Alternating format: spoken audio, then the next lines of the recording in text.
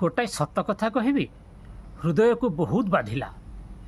सकाळु सकाळु घर बाटर बसी थाए लोकटीए ढली ढली जीवार देखी कहली, भाई मद पी निज जीवन को कहीं बर्बाद करुछ?